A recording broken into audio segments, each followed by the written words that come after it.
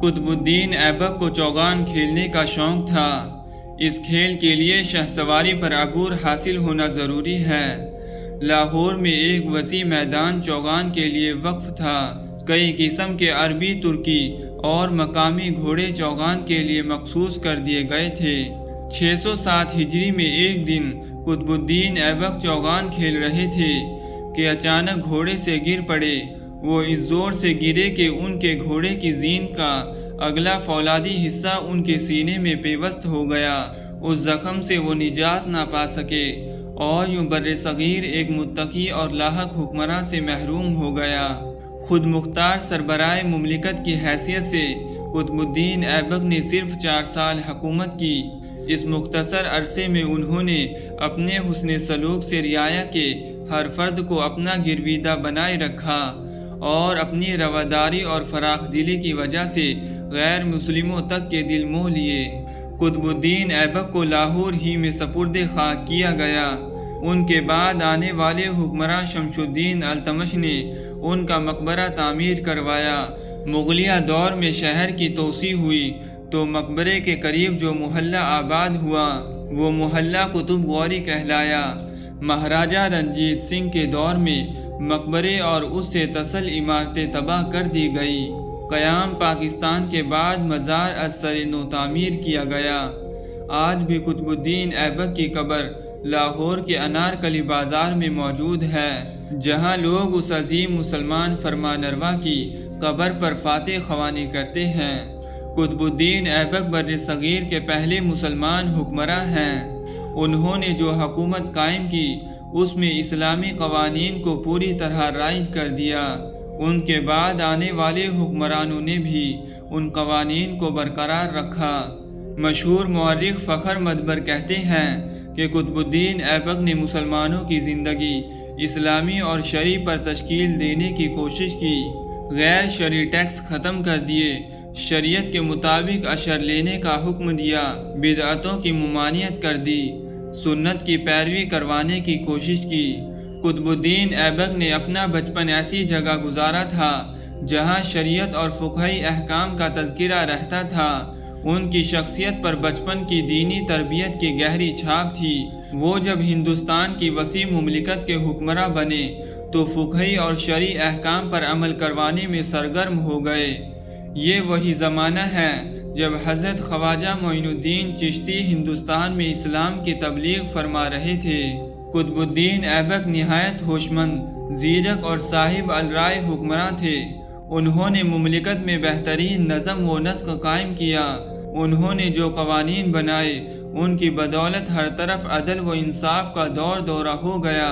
ان کی فوج میں ترک، غوری، خراسانی، خلجی، ہندوستانی اور ٹھاکر غرض مختلف قوموں سے تعلق رکھنے والے سپاہی موجود تھے۔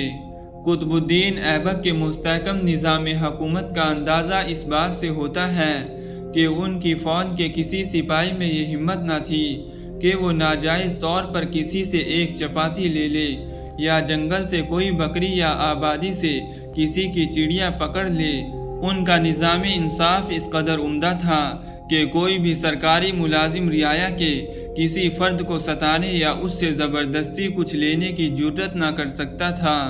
انہوں نے علم کو زیادہ سے زیادہ عام کرنے اور علماء کی خدمت کرنے کی ہمیشہ کوشش کی۔ ان کے دور میں مساجد کے ساتھ ساتھ مدارس قائم کیے گئے۔ علم کا خاص مرکز لاہور تھا۔ اس زمانے میں شہر کی 90% آبادی تعلیم یافتہ تھی۔ قطب الدین ایبک نے دہلی میں مسجد قوت علیہ السلام قائم کی تھی، جہاں اس دور کے جدید علماء اکرام درس دیتے تھے۔ درس میں ہزاروں طلباء شریک ہوتے تھے۔ قطب الدین ایبک نے لاہور اور اجمیر میں بھی کئی درسگاہیں قائم کی تھی۔ تعمیرات کے معاملے میں وہ اسلامی ذوق رکھتے تھے، چنانچہ دہلی اور اجمیر کی عظیم جامع مسجد تعمیر کروائی۔ قطب الدین ایبک کی یادگار عمارت میں ایک اہم عمارت دہلی کا قطب مینار ہے۔ ماہرین نے اس مینار کو دنیا بھر میں اس نوعیت کی حسین ترین عمارتوں میں سے ایک قرار دیا ہے۔ سنگ سرخ کا 238 فٹ بلند مینار موجودہ دہلی سے تقریباً 11 میل دور پرانے شہر کے آثار میں آج بھی سر اٹھائے کھڑا ہے۔ اور 800 برس سے زائد عرصہ گزر جانے کے باوجود صحیح و سلامت ہے۔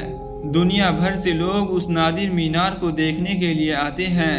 یہ عظیم یادگار جامع مسجد قوت علیہ السلام کی عمارت سے تقریباً 160 فٹ کے فاصلے پر مسجد کے بیرونی جنوبی صحن کے جنوبی مشرقی گوشے میں ہے۔ اس مینار پر چڑھ کر مؤذن اذان دیا کرتے تھے۔ مینار کی 5 منزلیں ہیں اور اوپر کی منزل کے سوا ہر منزل پر آگے کو نکلے ہوئے جھروکے ہیں جن کے نیچے قرآنی آیات خوبصورتی سے کند کی گئی ہیں۔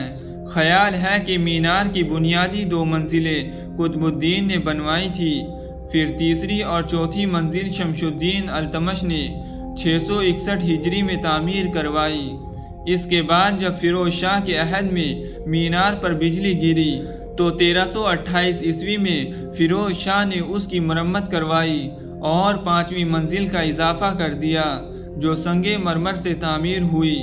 بعض مورخین کا کہنا ہے کہ قطب مینار کا نام حضرت خواجہ قطب الدین بختیار کاکی رحمۃ اللہ علیہ کے نام پر ہے، جو خواجہ معین الدین چشتی کے خلیفہ تھے جن کا شمس الدین التمش بہت احترام کرتے تھے۔ خواجہ بختیار کاکی رحمۃ اللہ علیہ کا انتقال 1235 عیسوی میں دہلی میں ہوا۔ انہیں مینار کے قریب ہی سپرد خاک کیا گیا۔ قطب الدین ایبک بے حد دریا دل تھے۔ وہ کسی کی مدد کرتے یا انعام دیتے تو لاکھوں کے حساب سے دیتے، اس لیے لوگ انہیں لاکھ داتا کہتے تھے۔ وہ نہایت دانش مند، معاملہ فہم اور جری سپہ سالار تھے۔ ان میں فوری طور پر منصوبہ بندی کرنے کی اچھی صلاحیت پائی جاتی تھی۔ جرت و بہادری ان کی شخصیت کے نمایاں اوصاف تھے۔ وہ جب دشمن کے خلاف کسی مہم پر نکلتے تو فوج کے ساتھ تیز رفتاری سے پیش قدمی کرتے۔ ایک دفعہ جنگ کے سلسلے میں ہانسی کی طرف فوج لے کر بڑھے تو ایک رات میں 45 میل کا فاصلہ طے کر لیا۔ وہ اس قدر نڈر اور شیردل تھے کہ اپنے نیزے کی مدد سے میدان جنگ میں ہاتھیوں کو ڈھیر کر دیتے تھے۔ علی گڑھ کی جنگ میں انہوں نے 3 ہاتھیوں کو اپنی شاندار تیر اندازی سے مار ڈالا تھا۔ وہ شمشیر زنی میں بھی مہارت رکھتے تھے۔ جب وہ شہاب الدین غوری کے ساتھ بنارس کی جنگ لڑنے کے لیے جا رہے تھے تو راستے میں انہیں 4 خونخوار شیر ملے جنہیں انہوں نے اپنی تلوار سے ہلاک کر دیا۔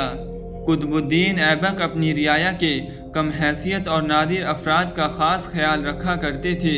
ان کے دور میں آبادیاں ڈاکوں اور رہزنوں سے پاک ہو گئی تھی اور انصاف کی حکمرانی تھی۔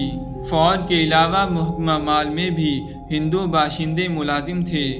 قطب الدین کے اعلیٰ انتظام اور مثالی حسن سلوک کا نتیجہ یہ تھا کہ انتقال کے بعد بھی لوگ انہیں عرصے تک یاد کرتے رہے اور بعد کے دور میں جب کسی اچھے حکمراں نے کوئی اچھا کام انجام دیا تو لوگ اسے قطب الدین زمانہ کہا کرتے تھے۔